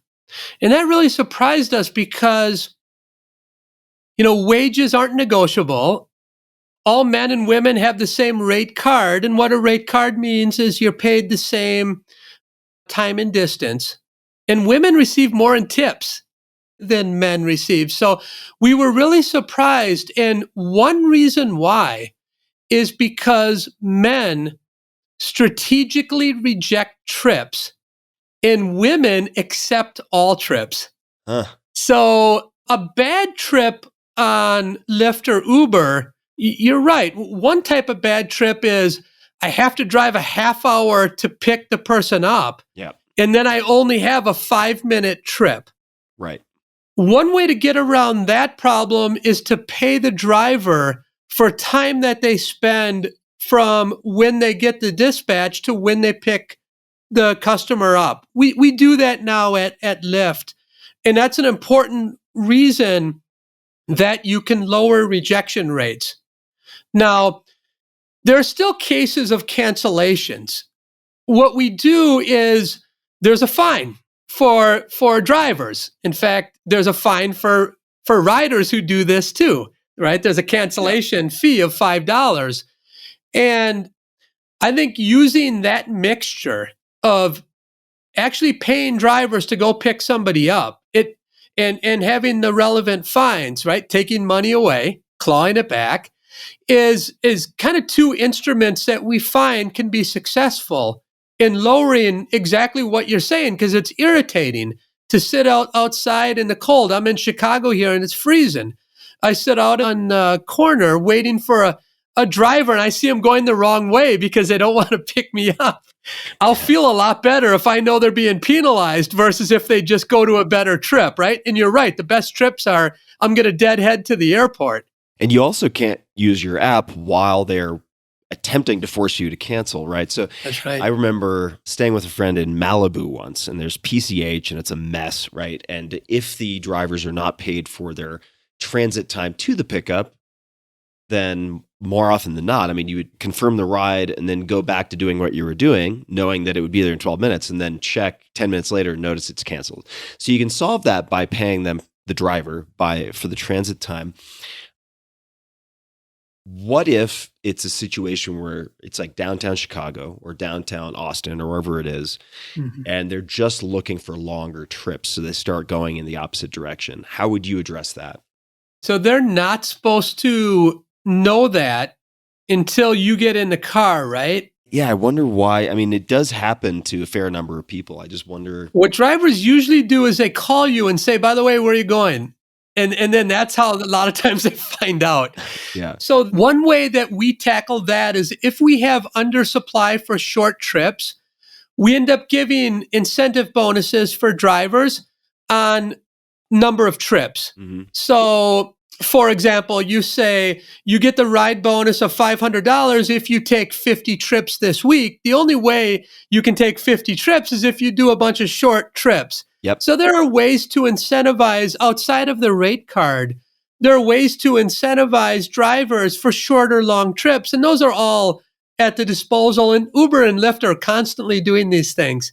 Yeah. So I'm going to provide some foreshadowing for a question to come, just so it can slow bake. Sure. So I want to talk about the 4 secrets to high voltage after launch: scalable incentives, marginal thinking, optimal quitting, and building culture. So I'm going to set that on just keep warm for now. I have to ask you though, because you, in a sense, alluded to this, but we didn't get into the details. So you received your PhD. You went then to sort of sell yourself on the academic job market. This is 96. Applied to 150 jobs. Usually the hit rate is around 20. So one would expect around 30 interviews. You got one. So there's that. And then you were able to sort of alchemize your career trajectory. And here you are, right? Obviously in a very different position. And my question is, what did people miss about you, or what did you miss, or what mistake did you make, or what did you lack? Why did that happen? Yeah, it's a really good question. I've been doing the post-op for over 25 years now. and I think it's sort of two parts. One part is academia is very hierarchical. And the way the funnel works is that the top schools, Harvard, University of Chicago, Princeton, MIT, etc., we put out about 20 to 30 students per year on this market with PhDs. So we put out 25 students this year with a PhD from the University of Chicago. But we only hire back one or two. So the unwritten rule in academia is where you get your PhD, the ranking of that school will be much, much higher than where you get your first job. And then where you get tenure will be much, much lower ranked than where you get your first job. Ooh, tough gig. That's just sort of how the funnel works. So when you start at the University of Wyoming, which is, I'm not sure what the ranking is, but it's certainly not in the top 5 schools. If you follow that rule, those top schools, they're not even going to open my envelope. I didn't know this, but when I applied to the University of Chicago, I'm quite confident that my application envelope was never opened because they saw the return address was Laramie, Wyoming. Okay, so I don't think it was anything that I did wrong per se. Although it is true that people were very, very skeptical of my field experiments in the early 90s. Everyone said, you're an idiot for doing it. We think you seem smart. Why are you throwing your career away? If you want to do experiments, you do them in the lab. What is this field experiment stuff? So you're right. I applied to 150 schools because I wanted to be an academic. I didn't want to be a truck driver. Nothing wrong with truck driver, but that was my outside option. Let's be honest, right? If I don't get an academic job, I'm back in Madison, Wisconsin, driving truck. So I applied to 150 schools, and I still wear that today. I got 149 people who told me, you're not even worthwhile talking to in an initial interview. And I saved every one of those envelopes that said thanks, but no thanks. And if I ever need motivation, I can look at that box of envelopes that says go fly a kite list. Yeah. When you get your yacht, you can laminate them and put them in the floorboards. Yeah. University of Central Florida worked, and it ends up working well, I think, too, because what I see is at the University of Central Florida, I could take chances and I can continue to take high variance plays. And what I mean by that is take risks in the research, where if I started at the University of Chicago, it might have been harder because I might have wanted to march to the same beat of every other drummer around me. And I think, University of Wyoming as a grad student, University of Central Florida, these sort of relieved the social constraints of having to be like everyone else. And I could just be me. And I think in the end, it really helped a lot. And that was kind of the silver lining of my approach to academia, I think. I have to ask you, and this may be a dead end and we can cut it if it is. This is going to show you just how much I don't know, which is not going to come as a surprise to anyone listening. But when I think about the cold reception that you received based on the field studies and the sort of directionality of real world experimentation. People are like, you seem smart. This is stupid. Why are you being stupid? Kind of reception. It reminds me of a documentary that I recently watched. It's a Nova documentary on fractals and Benoit Mandelbrot. And I'm wondering, because part of that documentary discussed the wide spectrum of applications for fractals, lots of applications to physiology, cardiology. I mean, extremely wide ranging. Is there any application for fractal geometry or fractal mathematics to economics? Is there any intersection there? I think there absolutely is. And I think as we move to higher order computing and as we move to a higher order understanding that humans have of how to apply mathematical principles to real world questions, I think some of the big breakthroughs will be in that area. And I think part of it is going to be, how do you solve these problems and get a what's called a closed form or an analytical solution, rather than have something be, well, anything can happen? Because when you deal with humans, the sciences are great because we have laws and we can talk about these laws because they're physical constants. They apply everywhere that we at least understand they can exist. These laws apply. In economics, when you talk about predicting human behavior, we don't have quantitative laws. And what we have are things that, on the one hand, are kind of obvious. Like our big law, one of our big laws is the law of demand. And basically what that says is when price goes up, quantity demanded goes down. Well, of course, if price goes up, you buy less. And then what we don't even have a physical or quantitative estimate because that's called an elasticity. But the elasticity depends on the good and the circumstance, et cetera, et cetera. So we always have to measure it. I think when you start to add fractal and other aspects, it gives us a shot, at least, to try to be more scientific. And I think going down those dimensions can be useful. I can't imagine an application right now, but that's the fun part about the question, right? Is that there are possibilities. Because back when I started doing field experiments, everyone said, in part, they're dumb because I'm going to a baseball card convention to gather data. And they said baseball card collectors are weird and the results won't generalize. And that might be fine. They might generalize or they might not. But what I argued was the tool will generalize. And when we get to work with firms or governments or public education, we can do large scale field experiments there, just like hard scientists. And then we can say something causal about the relationships that we observe. Yeah. Well, and also if you're working, I mean, this is obviously the reference here is within the halls of academia, but if you're working in private industry, also like that weird group could actually generalize to a pretty larger, like a much larger subset of the population that is like equally weird as a standard deviation from whatever the hell normal is. Exactly. You can have a great business focusing on weirdos. As long as there are enough weirdos, you sure can. Yeah. So let's come back to the 4 secrets to high voltage after launch. And I would love if we could explore these through an example or an illustration, whether real or hypothetical. Scalable incentives, marginal thinking, optimal quitting, and building culture. Would you mind expanding on those? Absolutely. So the back 9 of the book is really meant for the manager or the decision maker who has scaled an idea.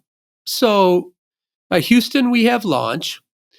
And after we've launched, what we have to think about is how can we make sure, or at least give our idea its best chance for high voltage. So the back half of the book really draws upon my experiences in government, in firms, to draw out what are the constant threads that people make mistakes around. And the first chapter is how to think about incentives that scale.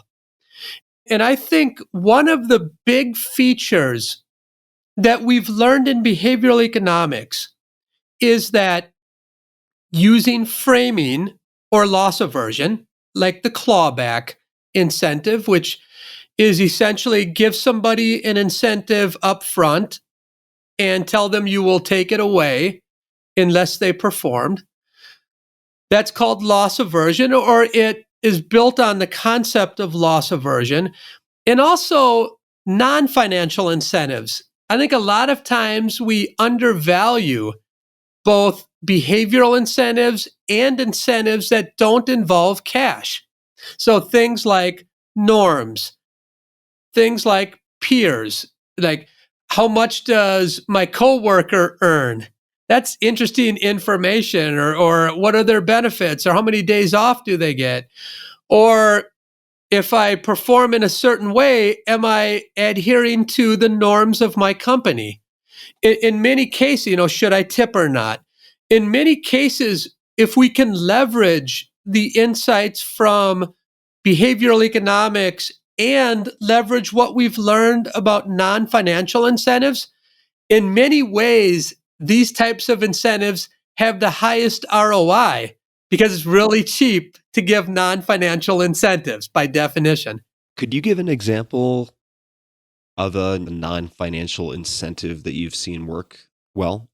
I think one example that you can think about with non-financial incentives is what we've been doing with governments around the world. So think about the UK Behavioral Insights team, or in the Dominican Republic, I've helped the tax authorities raise more money through getting people to pay their taxes. In each of those cases, we've used messaging such as 70% of people have paid their taxes on time. Why haven't you? That's a type of message that works. It gets people to pay their taxes. In the Dominican Republic, we have a paper titled The $100 Million Nudge. So the Dominican Republic has a real problem with getting both individuals and their firms to pay their taxes. So what we did is we went to them and said, here's a suite of behavioral interventions that are all non-financial, things like just a reminder that if you don't pay your taxes, you might have to serve jail time. Things like just to remind you, if you don't pay your taxes, we can make your name public and let the world know that you haven't paid your taxes. Messaging like that, we raised $100 million more in tax receipts, which is like 0.2% of GDP in the Dominican Republic. Boring, maybe, I don't think it's boring, but a tactical or logistics question here. How is that messaging delivered? Was it billboards, newsletters, direct mail? How was that actually conveyed? Not boring at all. These are direct letters that the Dominican Republic, the IRS sent. So they send a letter every year to people who haven't paid their taxes. All we did is told them, we think we can do better than your letter. So we had them send the letter to a group of people, and then we augmented their letter with a sentence or two. Yeah. And they always remind people to pay their taxes, but we used a little bit of non-financial incentive and we made bank for them. By the way, the DR should have a statue soon of me in a park named after me, I hope. But if there are any people from the DR listening. Yeah, arm in arm with Matt Damon. Exactly. So that's the first chapter in the second half. The second chapter is about thinking about making decisions on the margin. So a lot of your listeners who have taken Economics 101 always hear this, right? Make decisions on the margin. And what we do terribly in the classroom as economics professors is actually explain what that means and give an example of what it means. Like, what does it actually mean to think on the margin? So, one example that I use in the book is to think about what we do at Lyft.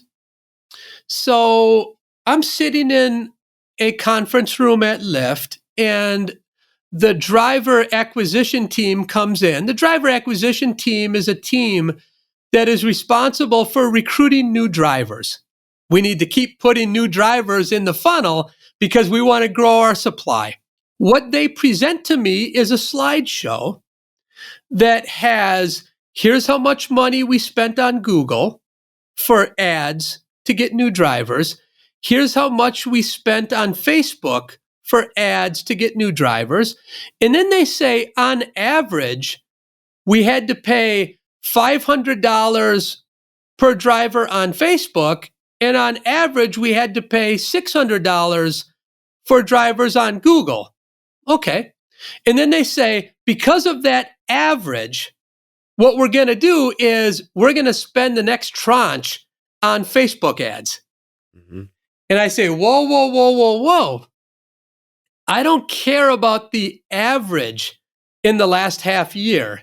What I care about is how much did we have to spend to get the last handful of drivers, the last 10 or 20 or 50 on Google and Facebook. They say, well, let us check. They go and then they come back and say, well, on Facebook, it was $700 per driver. And on Google, it was $350. Then I'm like, well, wait a second. Don't you think we should be moving money then from Facebook to Google? And they're like, yeah, but we didn't think about like the marginal driver. Like, what was the last driver and what will be the cost for the next driver? That's marginal thinking. And I had this in the White House with Superfund cleanup. And we talked about how we should be spending money across hazardous and non-hazardous waste sites to clean them up.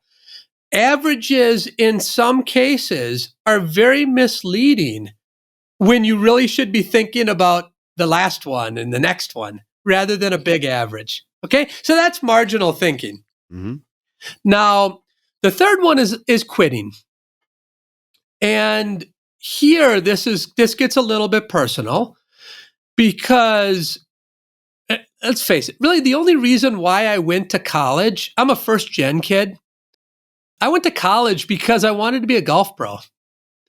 And I was offered a partial golf scholarship to go to UW Stevens Point, University of Wisconsin at Stevens Point. And I went up there. This would have been the fall of 1987. And I started playing on the golf team. About midway through that fall season, we had a weekend off. And I went back to Madison, Wisconsin. And I happened upon a bunch of players. One guy was named Steve Stricker. He's been on the PGA Tour for years. One is Jerry Kelly. These are guys I played against in high school. They were a few years in front of me. Steve went to University of Illinois. Jerry Kelly went to Hartford to play hockey and golf. And then they both made a ton of money later. But it was really a hard lesson because I watched them on the driving range. And I said, wow, these guys are really a lot better than me. I didn't realize they were that much better than me. But practicing confirmation bias, I said, but I'm better than them around the greens. So, when the scores come out, I'm going to show them. They went out in the morning, I went out in the afternoon and saw all the scores, and they were just a lot better than me. And I ended up doing a bunch of data crunching, and I realized that everything I was told as a kid, because remember, I grew up in Wisconsin, and that's Vince Lombardi country. And Vince Lombardi is a venerable coach of the Green Bay Packers. When people win the Super Bowl, the trophy is called the Lombardi Trophy. So I was raised in the shadows of Vince Lombardi, who famously said, winners never quit and quitters never win. So, and my parents taught me that time and time again. Johnny, you have grit, you stick with it. So it was really hard for me to say, that dream is done. I'm going to have to quit that dream. I'm going to fulfill the golf scholarship. And I went and played and and I had a very successful college golf career.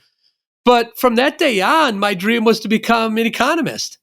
And I was still going to invest in golf, but it wasn't going to be all in on golf. It's going to be all in on golf and all in on econ, and learning about economics and how I can use it as a trade when I, quote, grow up.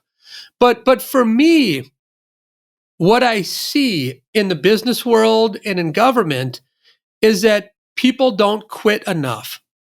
They don't quit enough because they've been taught not to quit. They also don't quit enough because they don't understand or appreciate the opportunity cost of time. When you think about the person who moves to a different job, or they move to a different apartment, nearly every time they're doing it because something bad happened in the workplace or something bad happened in the apartment. That's all well and fine, but you should also be moving when you get better opportunities.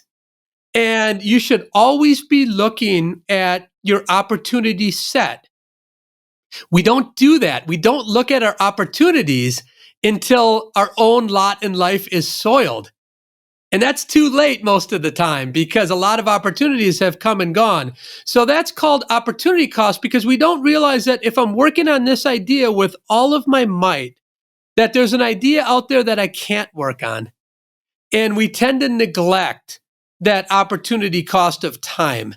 So we did this large scale experiment. I helped Steve Levitt design it and run it, that had people flip a coin. And if it comes up heads, they had a tough decision in life, whether it was a job, a relationship, an apartment, whatever. If it came up heads, they need to change. If it comes up tails, they don't, in our Freakonomics experiment. And what you find is when you track them over time is that most of the people are much happier that they made the change. So they didn't realize that there were greener pastures out there until they were sort of forced to do it. So that's the optimal quitting chapter. And the reason why, again, people don't like to say the Q word. So what I say is call an audible, right? We always call an audible in football. We always pivot. When people pivot or call an audible in football, they're glorified. But when you say I'm quitting, you're chastised. So I think part of this is just reframing when you quit. And we should understand that it's pivoting or calling an audible in your life. That's the optimal quitting chapter. How would you give a pep talk to someone, could be a CEO, could be a student, could be anyone really, who's dealing with, let's just call it a data set or just a life experience that is not black and white? And not to imply that your experience is black and white, but if you go into the gym for basketball practice and you're standing next to Michael Jordan, you're like, okay, there's not much debate here at some point. Like, that is just a superior player. And maybe I should choose a game where I can be number one or number two or something like that. There are many life circumstances or business circumstances where it's kind of or it appears to be like a 51%, 49% type of situation. And they're like, well, maybe if we continue to split test and iterate, and, I've read about all these success stories, could be survivorship bias, but nonetheless, there are all these studies of like pivot, and then, oh my God, now you have Twitter. Yeah. What do you say to those people? Or can you think of a real world example where it was tougher to kind of determine whether to quit or not? No, you're right. You're right. In many cases, we sort of have these tweeners where, the idea shows some signs, and just enough to keep me going. Yeah. And the job shows some promise, just enough to kind of keep me going. So I always say that you don't want to quit unless you know you have a good option to go to. So, and that means that you should periodically, say once a month, look at your options and make sure that the option is real, and also make sure that it is along the lines of your comparative advantage. So there not only needs to be something that you can go to, that's something that exists, but also a comparative advantage is, what are you good at? And what are you passionate about doing?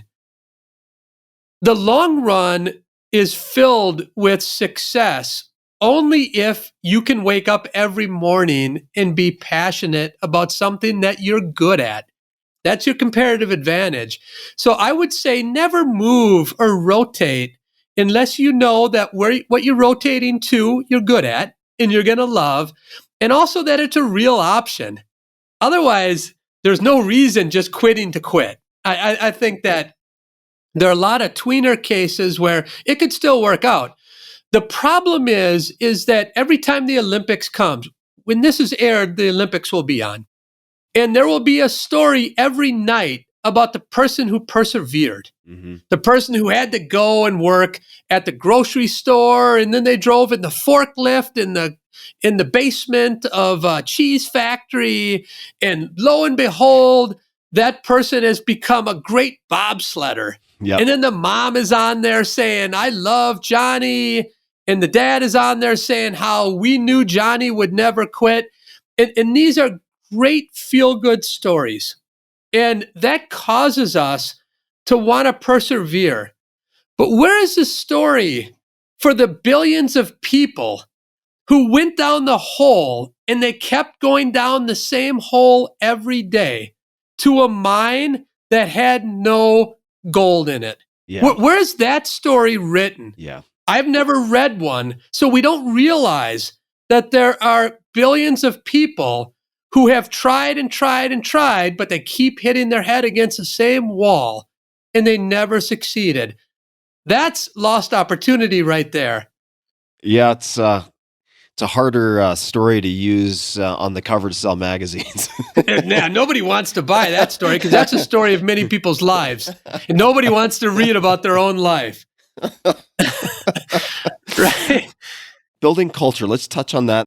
The culture chapter was really fun to write because it allowed me to sort of reflect on what happened at Uber and also reflect on the research that I've been engaged in for over 20 years, which is along the questions of, why do women get paid less than men in doing the same job?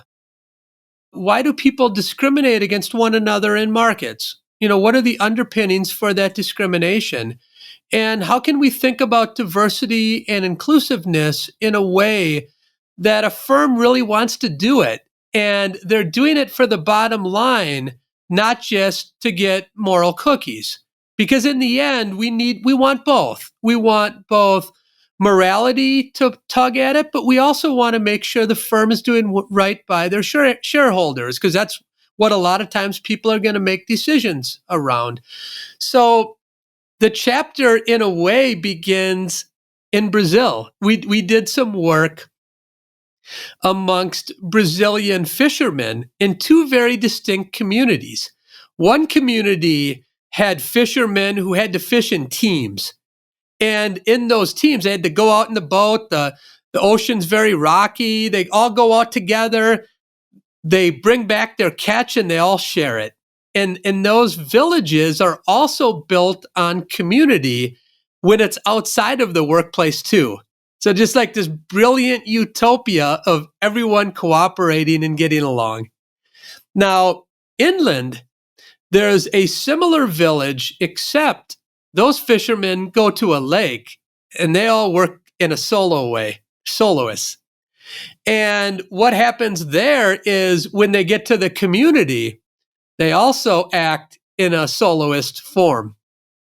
So what's kind of cool is that you observe there that the workplace itself bleeds over to society. And in the one society, you have a lot more of the great public goods being provided. In the other society, it looks more selfish. And so we did a bunch of experiments in these two societies. And lo and behold, we find that what happens in the workplace really spills over to the community. So bringing all that together, what I say in the culture chapter is as a firm or as an organization, we should want to build our own kabuchu. That's the society that is built on community spirit. And we should do that from the very beginning.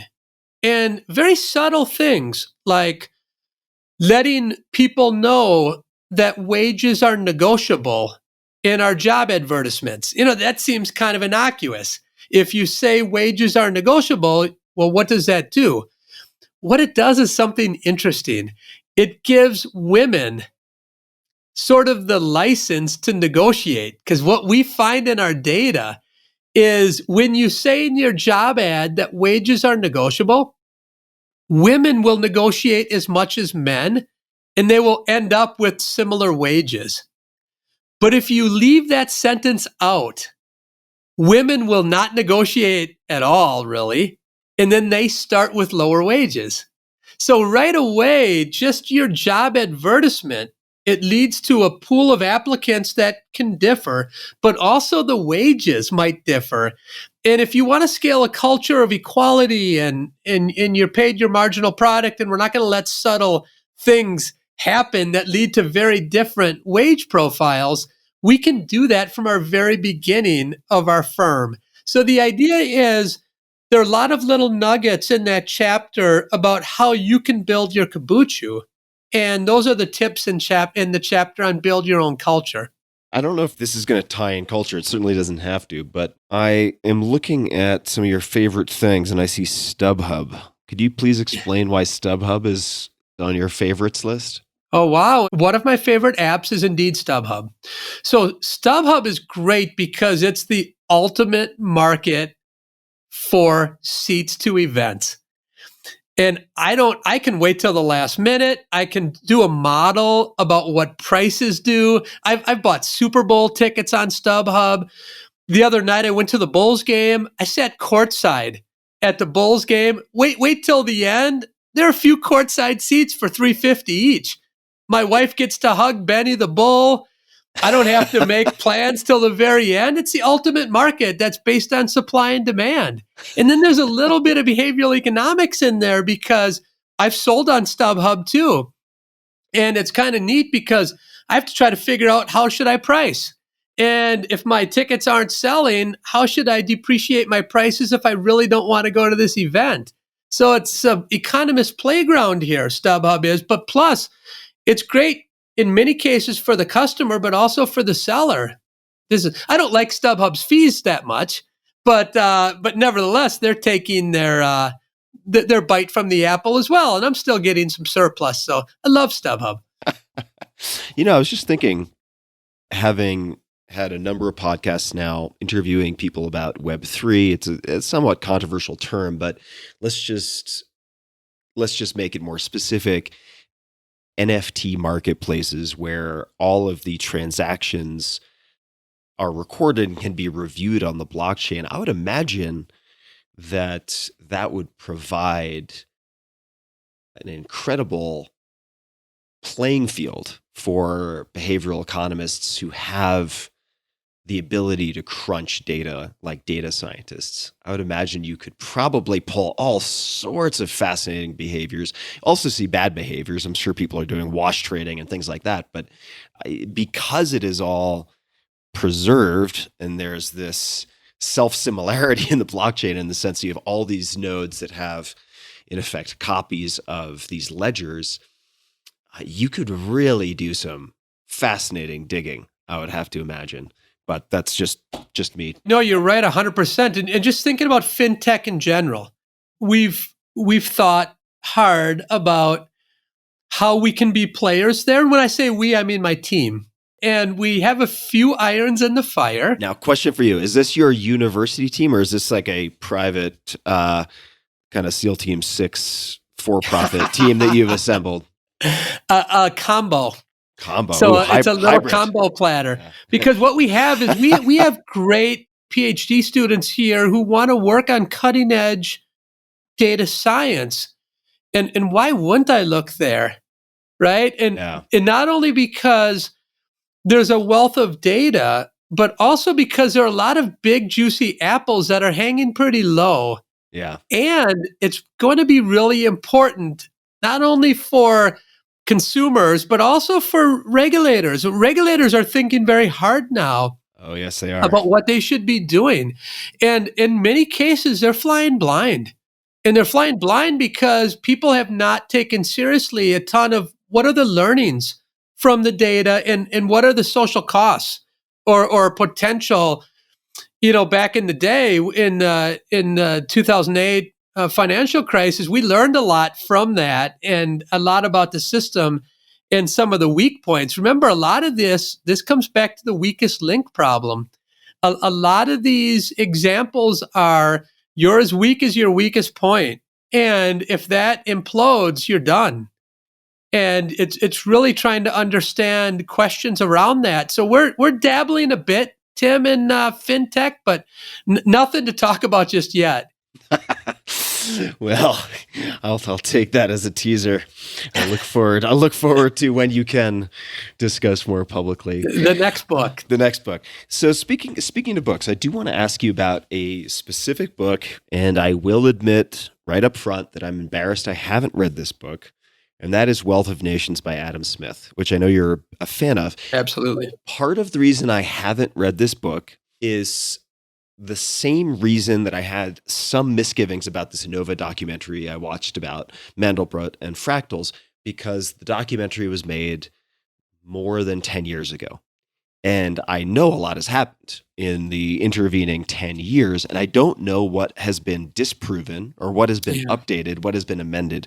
So my question is, if one were to read Wealth of Nations by Adam Smith, what caveats or preface would you provide so that they are not misled? I don't want to say misled, so that they read it as informed and contemporary as a way as possible. Yeah, I would probably say don't read the original. So my advice is don't read it. And the reason why is because it's painstakingly written. So Smith had this feature that a lot of writers back then had to make a point that can be made in a paragraph, ends up being 25 pages of words that you have to look up what a lot of them mean. But the true beauty is exactly as you pointed out for an economist. The true beauty is I sort of know how the profession has evolved and how economic thinking has evolved. And for me, the Wealth of Nations is so beautiful because it's set off. He's a father of economics, and it's set off. His level of thinking must have been the deepest of any philosopher I've ever read. And I can appreciate the beauty because I know a lot about economics and where it's gone since then. Like he talks about specialization as an example, a specialization in the pin factory. And he goes through this long and tortuous and arduous explanation of the pin factory. I'm like, Adam, just get through it. This is crazy. So I can jump and see the beauty about what was known, but to me, the beauty is a lot of that was not known, and he had these gems. So I think it would be incredibly difficult for a person who is not well versed in economics to read Adam Smith, because it would be a ton of head scratching. Like, I think he's trying to get at this issue, but I don't know. It's kind of that one. And maybe I should just read the Theory of Moral Sentiments. So I think for the person who is not an astute and expert reader, I would say go to the Moral Sentiments, because there you got kind of the behavioralist at work. Adam Smith is one of the early behavioral economists, and he talks about the moral Hector on one shoulder, et cetera, et cetera. And you see a lot of the underpinnings of behavioral economics. A lot of the underpinnings of behavioral economics are common sense. Yeah. And then you can kind of see, wow, he had that idea back then. It took him a long time to say it, but nevertheless, right? He's verbose in the theory as well. But nevertheless, I would probably say the reader would direct there, and then after you take several econ classes, then go to the Wealth of Nations. Right. So you're not reading an ancient medical textbook and coming up with phrenology as the cutting edge treatment or diagnostic tool. Another approach that I might take is to read as a starting point the Wikipedia entry on Adam Smith and the Wikipedia entry on Wealth of Nations, because there will be footnotes and references and also mentions of different controversies or updates or factual inaccuracies or whatever it might be. So I might start with that and then jump to moral sentiments. Yeah. Well, John, this has been so much fun. People can certainly learn more about the latest book at thevoltageeffect.com. That is effect with an E, EFFECT, The Voltage Effect. Subtitle, How to Make Good Ideas Great and Great Ideas Scale. You're an excellent teacher. I have really enjoyed this conversation, and you're very, very good at weaving together examples and illustrations with principles, which I just think is so critical if you want anything to stick, which makes me all the more interested in studying what you did with this preschool. So another conversation for another time. We didn't even get to dig into the soccer team that you have at home, these 8 kids. So we'll go further with that maybe in another conversation. But is there anything else that you would like to say? Any closing comments, requests of the audience, anything at all that you'd like to add before we close up for this first conversation? I just want to say thanks, Tim, for having me. The book does cover, my work with the Chicago White Sox. I built a draft model for them. I called it Moneyball Infinity, because it takes a Moneyball idea and the data science idea to a new level. I have data all the way back to kids who are 7 and 8 years old. So I know Bryce Harper's stats when he was 8, and I scraped a bunch of data and built a model for the White Sox. And I bring that up because economics is life, and life is economics. And with a little bit of data and just an economics 101 understanding, you can really go a long way to change the world and make it a better place. From the White Sox to the White House, to Uber and Lyft, to the academy, the type of thinking, not only around scaling and how to scale ideas, but also just very simple economic principles will absolutely make your life and your family's life a lot better. Well, I am very excited to not just dig into the new book, but dig into just about everything that you've done. It's been so fun to prepare for this conversation. And I really appreciate you taking so much time. And again, probably at some point, we'll see if it happens, but do a round 2 just to talk about how in the hell you get all of this done. I mean, I'm looking at the list of your projects. It goes on for pages and pages and pages. We didn't even get to talk about Vernon Smith and Gary Becker another time. Prospect theory, although I think we touched on a good portion of that. There is so much here. So I look forward to the book and learning more from you, virtually, maybe directly.